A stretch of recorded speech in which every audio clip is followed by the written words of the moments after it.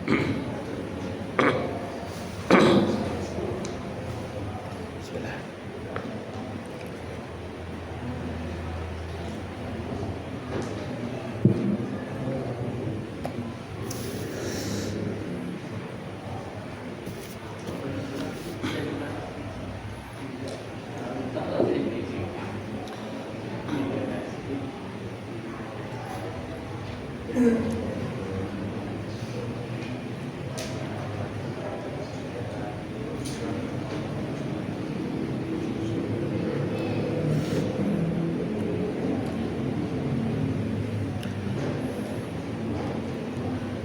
Assalamualaikum warahmatullahi wabarakatuh.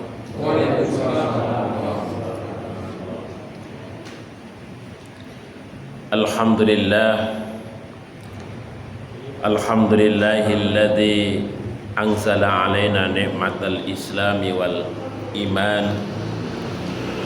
Asyhadu an la ilaha illallah wahdahu la syarika lah. Wa asyhadu anna Muhammadan abduhu wa rasuluh. Allahumma sholli wa sallim wa barik ala Muhammad wa ala alihi wa ashabihi wa man tabi'ahum bi ihsani ila yaumil qiyamah, amma ba'd. Yang kami hormati para bini sepuh,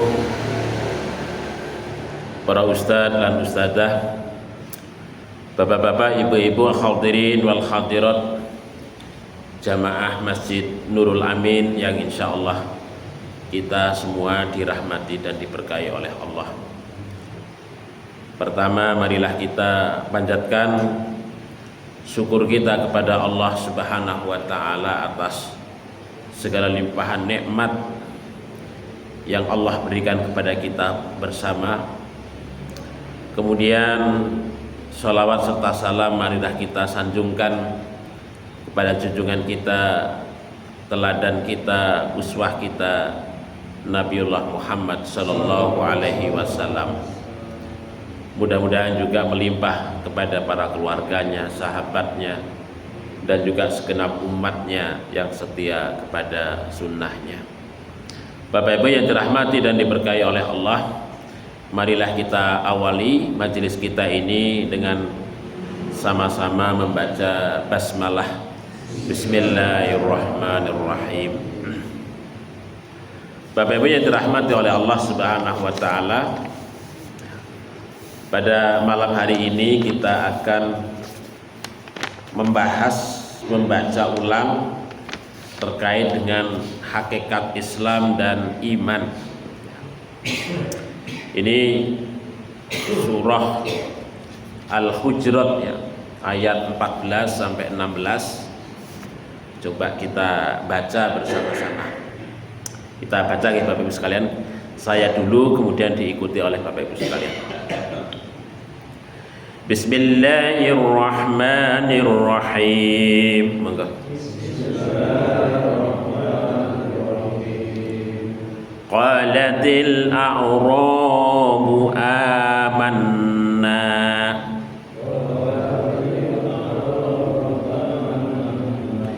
qul lam tu'minu walakin qulu aslamna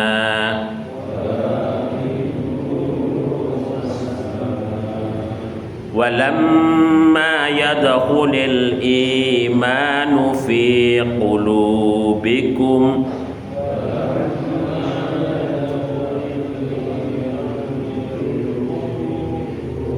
wa in tuti'ullaha wa rasulahu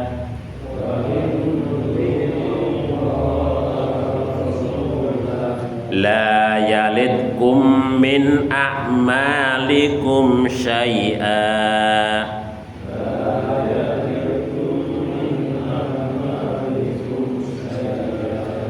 innallaha ghafurur rahim.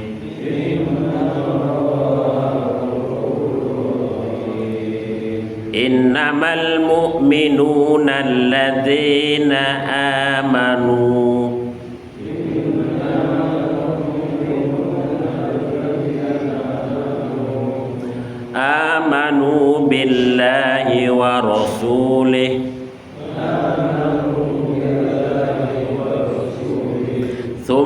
lam yartabu wajahadu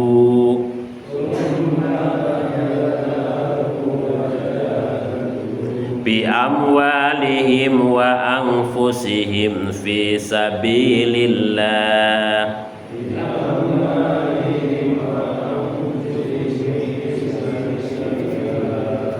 ulaika humus shadiqun.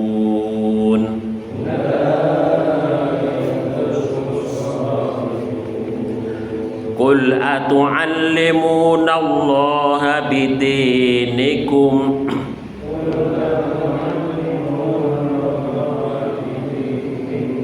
wallahu ya'lamu ma fis samawati wa ma fil ardh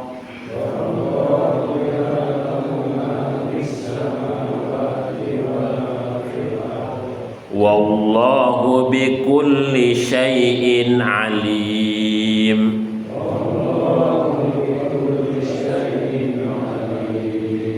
Yamunnuna 'alaika an aslamu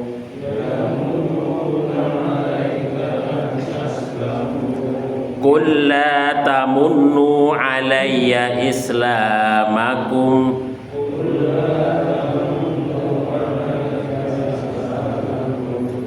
balillahu yamunnu 'alaikum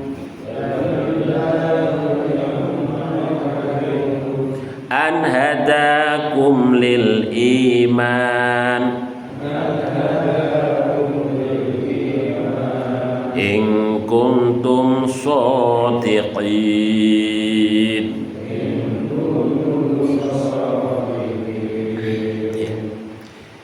Qalat berkata al-a'rabu orang-orang Arab Badui. Dalam suatu riwayat disebutkan Bani Asad. Qalat berkata al-a'rabu orang-orang Arab Badui, amanna kami telah beriman kepada Allah, kami telah beriman kepada Rasulnya. Kul katakanlah wahai Nabi, sampaikanlah wahai Nabi kepada mereka, lam tu'minu kalian belum beriman, walakin tetapi kulu katakanlah aslamna kami telah berislam. Mengapa begitu? Walamma karena belum yadkhulil imanu karena lama belum yadkhulil imanu iman itu masuk fi qulubikum ke dalam hati kalian. Maksudnya iman orang-orang Arab Badui itu belum meresap betul ke dalam hati mereka.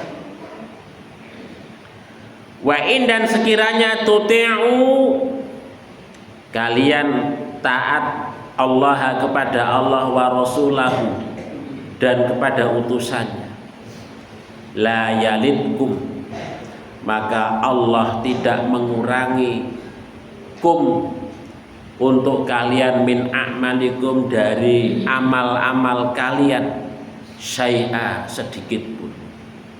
Innallaha sesungguhnya Allah subhanahu wa ta'ala itu ghafurun maha pengampun, rahimun lagi maha pengasih. Bapak Ibu yang dirahmati dan diberkahi oleh Allah subhanahu wa ta'ala, jadi ini ada satu riwayat, ada satu cerita, yaitu segolongan orang-orang Arab itu telah berislam, menyatakan Islam, yang kemudian keislaman mereka itu kemudian menjadi kebanggaan untuk mereka, yang mereka itu agak ini apa namanya, agak sedikit menyombongkan diri terkait dengan keislaman itu dan merasa bahwa keislaman yang mereka miliki itu telah membantu Nabi, telah membantu kaum muslimin, bahkan merasa bahwa keislaman yang mereka lakukan itu telah membantu dakwahnya Allah Subhanahu wa Ta'ala. Jadi riwayatnya begitu, Bapak Ibu sekalian. Ada satu riwayatnya begitu. Kalau kita merujuk kepada asbabun nuzul ya,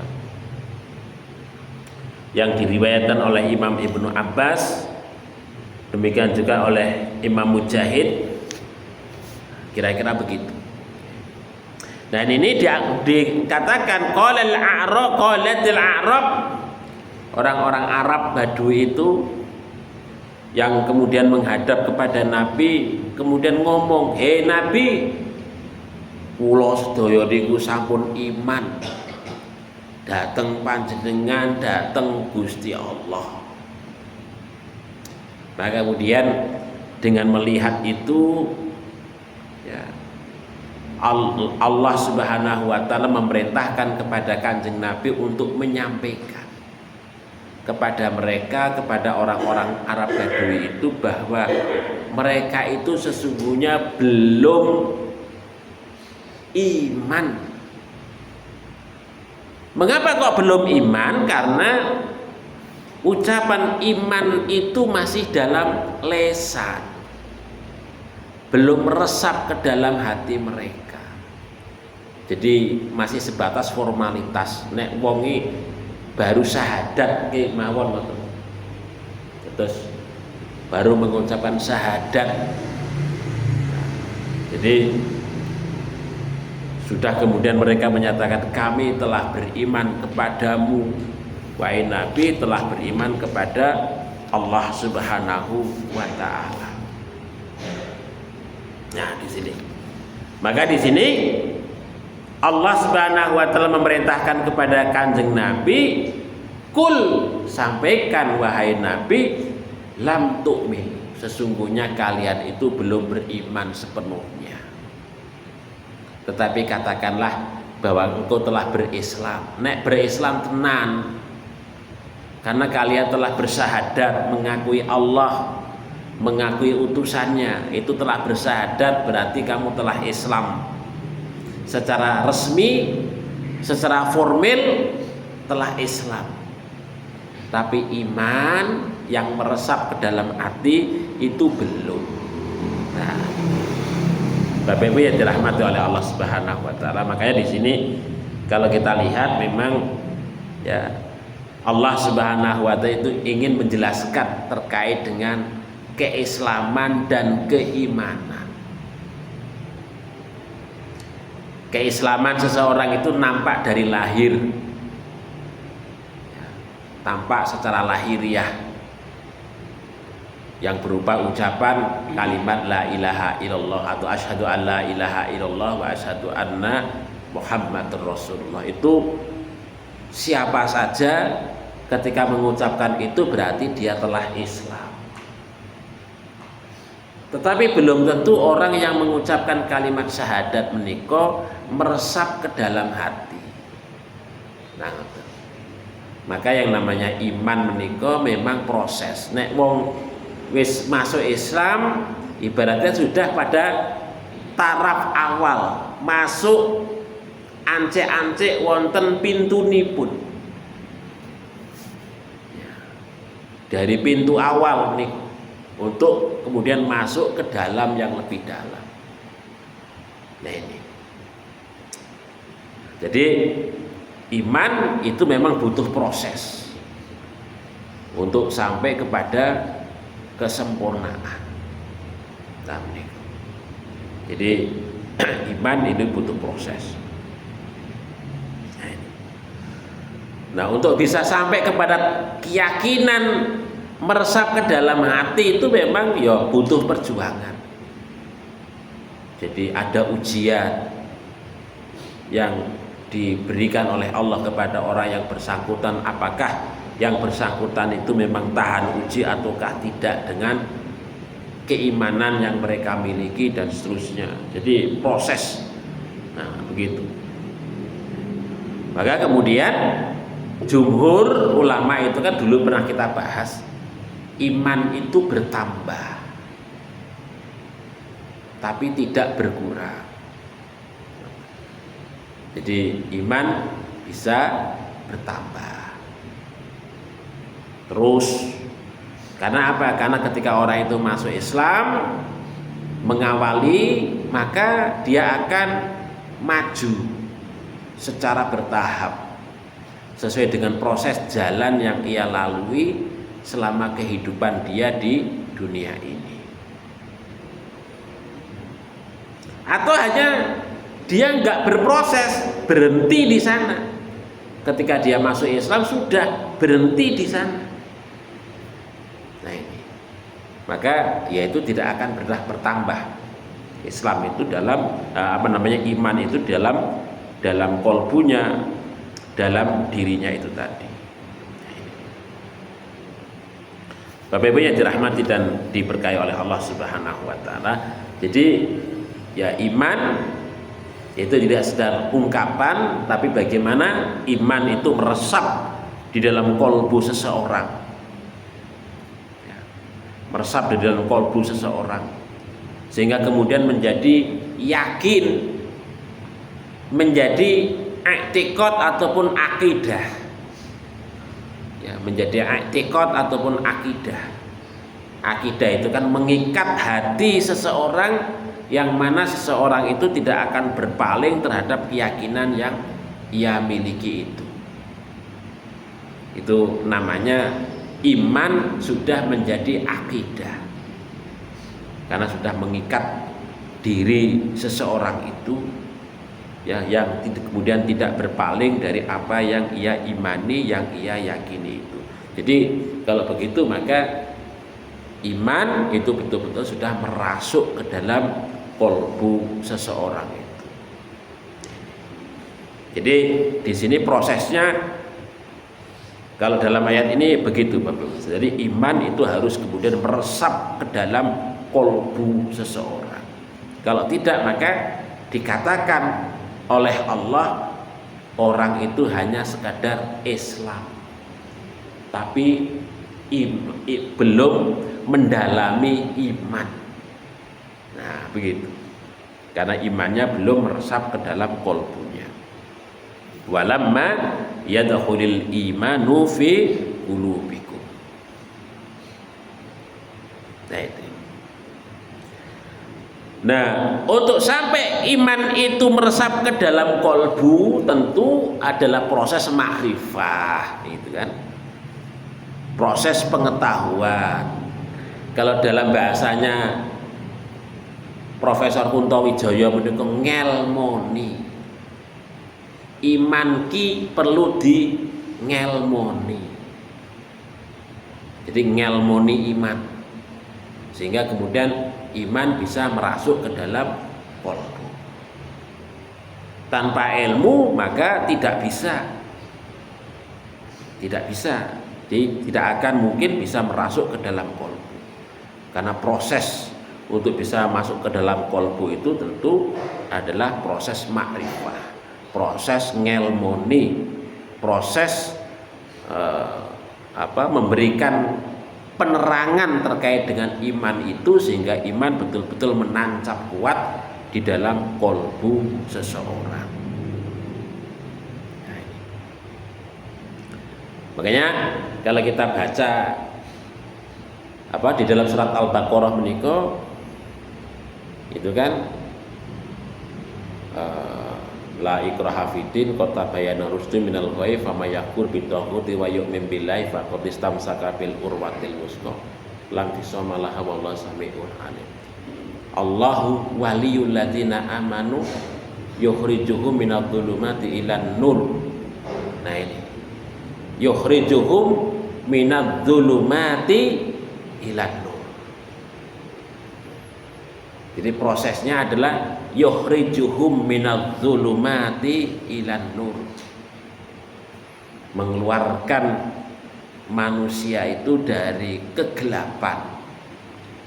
Kegelapan itu karena ketidaktahuan kepada cahaya, kepada ilmu, kepada makrifah, kepada pengetahuan. Sehingga iman itu tidak buta, tapi iman itu memberikan cahaya bagi kehidupan seseorang.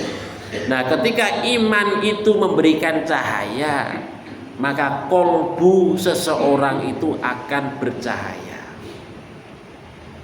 Karena apa? Dasarnya adalah dasar makrifah, dasar pengetahuan, atau dasar ngelmoni iman. Nah, begitu. Nah, tanpa itu maka tidak akan bisa dicapai oleh seseorang. Karena kepercayaan itu butuh proses ilmu yang dalam. Tanpa itu maka tidak akan bisa dicapai. Nah, ini kalau kita merujuk ke dalam pendapat para ulama mengatakan. Nah, di samping iman itu bisa meresap ke dalam kolbu seseorang, maka yang lainnya adalah wa in tuti'ullaha wa rasulah.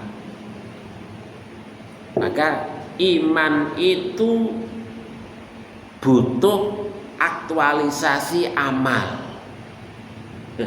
Jadi butuh aktualisasi amal. Jadi di samping lisan, kolbu, tapi juga arkan itu.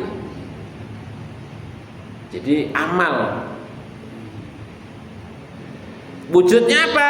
Wujud arkan itu adalah tuti'ullaha wa rasulah, mentaati Allah dan Rasulnya.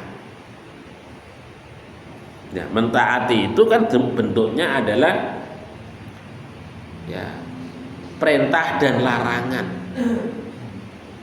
Taat itu dari sisi perintah dan larangan. Apa yang dilarang oleh Allah, apakah kita mentaati ataukah tidak? Apa yang dilarang oleh Allah, apakah kita mentaati ataukah tidak? Apa yang diperintahkan oleh Rasulnya, apakah kita mentaati ataukah tidak? Apa yang dilarang oleh Rasulnya, apakah kita mentaati ataukah tidak? Nah, ini wujudnya adalah amal. Amal, perilaku. Jadi amaliyah yang sifatnya zahir. Nah, begitu. Jadi ini butuh perjuangan. Ketika kita untuk bisa mentaati Allah dan Rasulnya itu memang butuh perjuangan. Jadi prosesnya begitu, butuh perjuangan.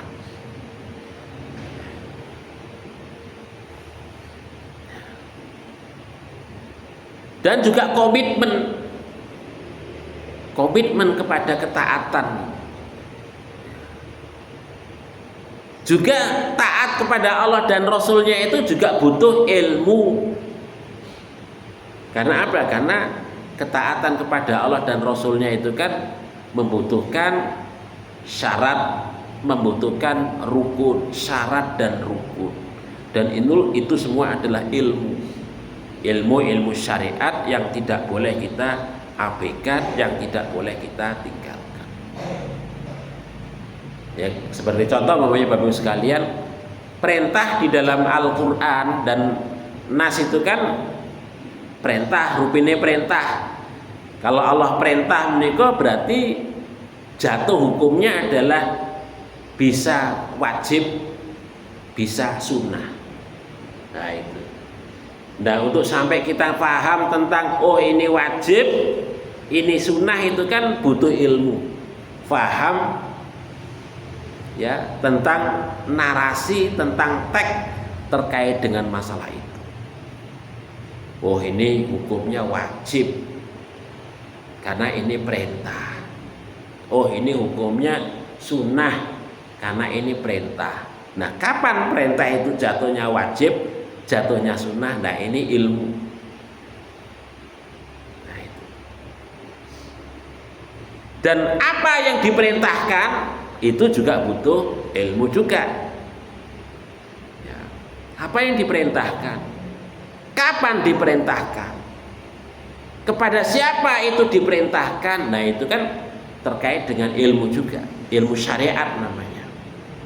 Kita tahu tentang sebabnya, tahu tentang syaratnya, tahu tentang maniknya. Kapan perintah itu tidak boleh dilakukan, tidak boleh dikerjakan. Perintah tapi tidak boleh dilakukan. Nah, ngoten Bapak Ibu, ngoten perintah tapi tidak boleh dilakukan.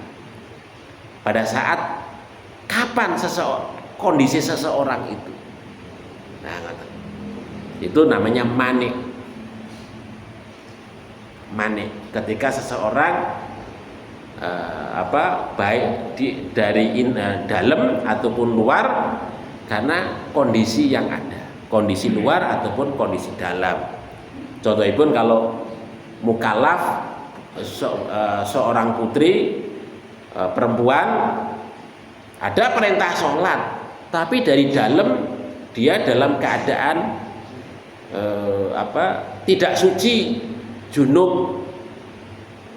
Ada perintah di dalam Al-Quran, aqimus sholat, dirikanlah sholat. Tapi dia tidak boleh melaksanakan sholat. Karena apa? Kondisi dia yang tidak mengizinkan untuk melakukan itu. Nah, ini namanya ilmu syariat. Jadi ada perintah, tapi seseorang tidak boleh melakukan, yang disebut dengan manik.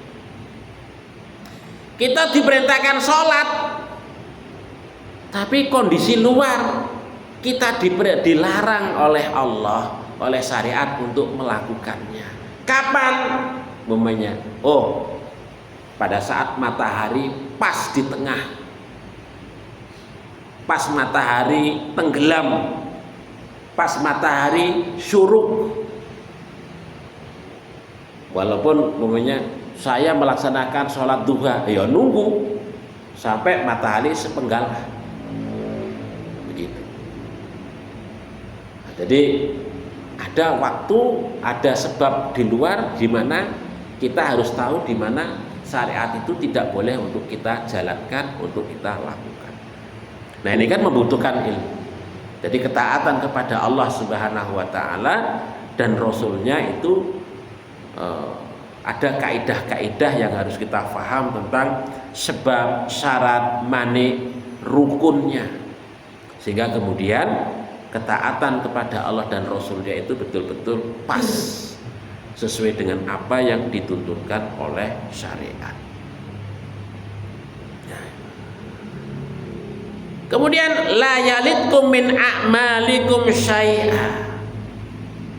Ini janji Allah Subhanahu wa taala ketika kita mentaati Allah dan Rasulnya, berupa amal yang kita lakukan baik dalam wujud ibadah. A'malikum min a'malikum niku, amal niku bisa wujud ngibadah atau dalam wujud muamalah. Amal niku ibadah, artinya amal dalam kaitannya dengan ketaatan kita, perintah kita untuk kita takarub kepada Allah, yang harus kita jalankan pada waktu-waktu tertentu. Atau muamalah, yaitu segala pekerjaan yang kita lakukan dalam hubungan kita sebagai seorang manusia, sebagai makhluk individual ataupun sebagai makhluk sosial, yang mana itu selaras dengan aturan syariat. Itu yang disebut dengan muamalah duniawiyah. Atau amal menikah kalau dilihat dari sisi sisi manusianya, itu bisa amal yang bersifat batin, bisa amal yang bersifat dohir. Nah, jadi amal yang berupa batin, amal yang bersifat dohir. Nah, amal yang bersifat batin ini amal yang kaitannya dengan kolbu, ikhlas. Amal-amal yang kita jalankan karena faktor keikhlasan kita kepada Allah. Itu yang disebut dengan amal-amal batin. Ya, amal-amal batin. Amal yang sifatnya zahir, ya amal jawarih, yang tadi berupa ibadah ataupun berupa muamalah duniawiyah. Itu yang masuk dalam kategori amal yang sifatnya zahir, yang kelihatan, yang itu membutuhkan syarat dan rukun. Nah, begitu. Nah, ketika itu dijalankan oleh manusia, maka Allah Subhanahu wa taala tidak akan mengurangi sedikit pun, maksudnya pahalanya dari manusia yang bersangkutan itu. Bahkan di sini diungkapkan innallaha ghafurur rahim. Maka sesungguhnya Allah Subhanahu wa taala itu Maha Ghafur, memberikan ampunan, dan Rahim, dan Maha kasih sayang kepada seluruh manusia. Nah, ini Bapak Ibu yang dirahmati dan diberkahi oleh Allah Subhanahu wa taala. Kemudian ayat ke 14 ini disebutkan innamal mu'minun. Ini terkait dengan kriteria iman. Kriteria iman. Ya. Innamal mu'minun, sesungguhnya orang-orang mukmin, sesungguhnya orang yang dikatakan sebagai orang mukmin itu adalah alladzina amanu billah, yaitu orang itu beriman kepada Allah wa rasulih, dan kepada rasulnya. Jadi imane maring Gusti Allah, lan imanipun maring utusanipun. Karena banyak Bapak Ibu sekalian orang yang mengatakan saya iki iman karo Gusti Allah, tapi orang ngimani Allah yang sesungguhnya tidak ngimani Rasulnya. Contohipun apa? Contohipun ya kepercayaan kejawen niku. Jawen niku kula niku nggih iman tenan karo Gusti Allah. Mituhu estu maring pangeran, maring Gusti Allah. Nek ditangkleti ngoten.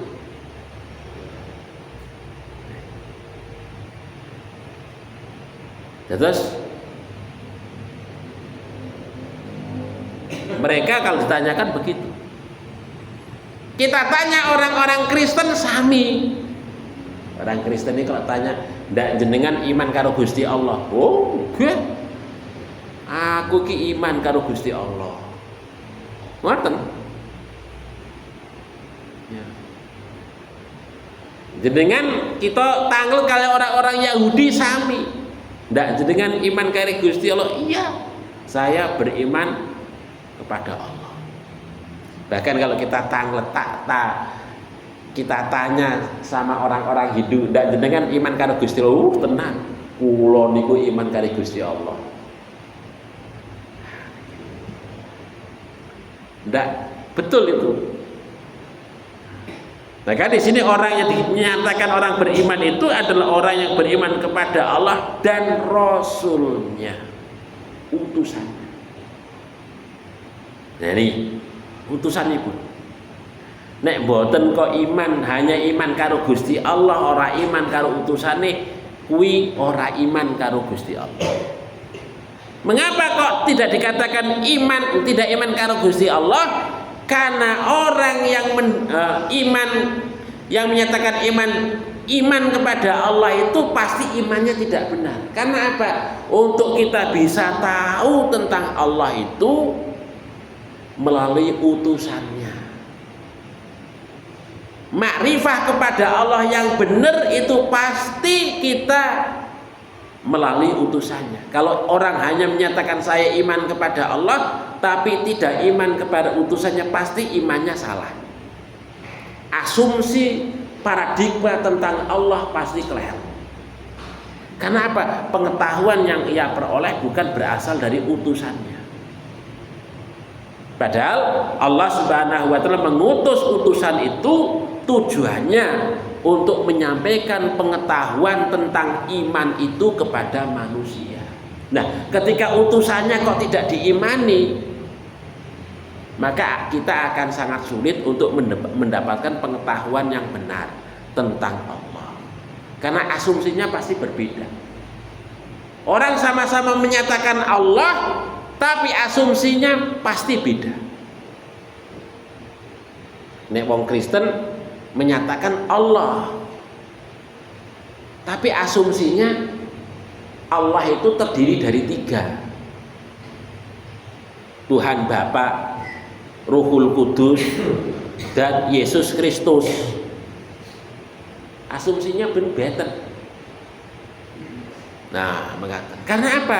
Karena sumber ilmu yang didapatkan bukan berasal dari utusan Allah Subhanahu wa taala, sehingga kemudian asumsi terkait dengan ketuhanan menika keliru. Makanya Bapak Ibu sekalian, kenabian itu kan termasuk salah satu unsur penting yang disebut dengan ma'rifatul wasitot. Jadi para ulama itu membagi ada beberapa macam terkait dengan iman. Ada ma'rifatul mabda, ma'rifatul wasitot, ada ma'rifatul ma'ad. Ada tiga beliau. Ada yang membagi 4. Ada ma'rifatul mabda, ma'rifatul wasitot, ma'rifatul sam'iyat, dan ma'rifatul ma'ad. Nah, niki komponen penting dalam konsep keimanan. Ma'rifatul mabda itu terkait dengan pengetahuan dasar kita tentang Allah. Yang pengetahuan dasar kita tentang Allah itu kita peroleh melalui yang disebut dengan ma'rifatul wasito, pengetahuan yang sifatnya perantara. Nah, pengetahuan yang sifatnya perantara itu ada 3. 1 kenabian, 2 kitab suci, dan 3 adalah malaikat. Jadi kenabian, kitab suci, malaikat. Ini sebenarnya bukan iman yang pokok. Keimanan kita kepada kenabian, kitab suci, dan malaikat ini iman yang sifatnya perantara, maka disebut dengan ma'rifatul wasito. Karena apa? Karena untuk kita tahu tentang ma'rifatul mabda, untuk kita tahu tentang Allah itu melalui 3 hal ini, 3 keadaan ini: nabi, kitab suci, dan malaikat. Kitab suci yang kita baca itu melalui kenabian. Kenabian itu ada karena menerima wahyu dari Allah melalui utusan malaikat yang membawa wahyu itu kepada nabi. Maka kenabian, kitab suci, dan malaikat itu menjadi bagian penting dari keimanan. Walaupun ini bukan yang paling pokok dalam sisi keimanan, tapi pokoknya itu adalah kepada Allah. Walaupun ini bukan pokok iman kita kepada Allah itu akan rusak kalau tidak melalui 3 hal ini, yaitu kitab suci, kenabian, dan malaikat. Maka iman kepada kitab suci mengharuskan kita iman kepada nabi. Iman kita kepada nabi mengharuskan kita iman kepada malaikat. Nah, mengatakan karena 3 dimensi ini yang membawa pengetahuan kita akan Allah Subhanahu wa taala.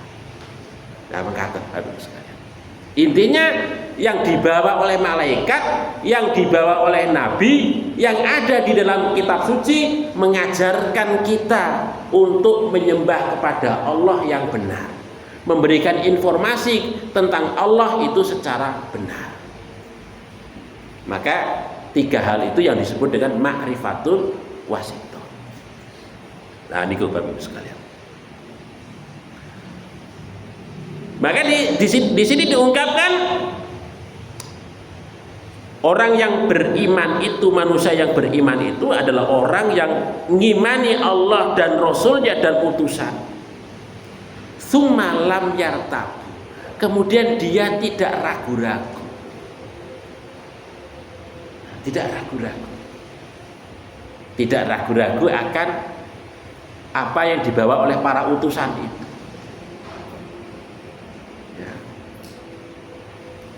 Wajahatu bi amwalihim wa anfusihim fi sabilillah. Nah, setelah itu dia berjuang dengan sekuat tenaga, ya, dengan jiwanya dalam rangka untuk menegakkan kalimatullahi hiyal ulya, berjuang di jalan Allah Subhanahu wa taala. Nah niki.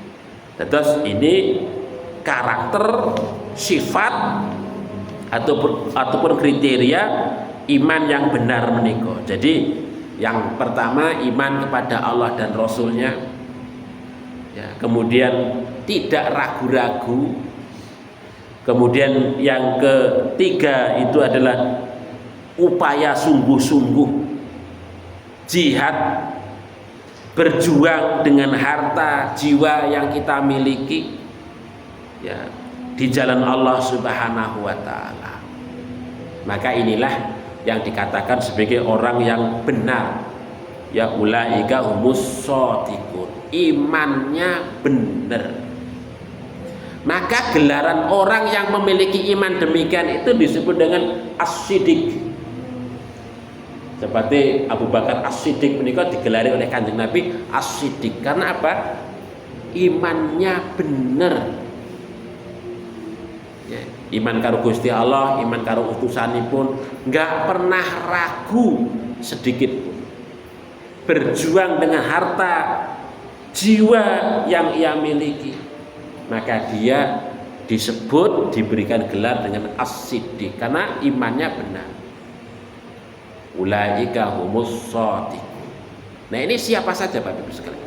Tidak sekedar sahabat Abu Bakar As-Siddiq, siapa saja orang-orang mukmin yang memiliki iman ini, kriteria iman ini, insya Allah dia akan menjadi orang-orang yang as-shadiq, orang-orang yang benar itu tadi. Bapak Ibu yang dirahmati dan diberkahi oleh Allah Subhanahu wa taala, saya kira begitu. Ya, mudah-mudahan kita Bapak Ibu sekalian semuanya ada termasuk orang-orang yang mukmin, dan mukminnya itu adalah mukmin yang shadiq, mukmin yang betul-betul benar di sisi Allah Subhanahu wa taala. Demikian, ada kekhilafan, mohon maaf. Billahi taufik wal hidayah. Assalamualaikum warahmatullahi wabarakatuh.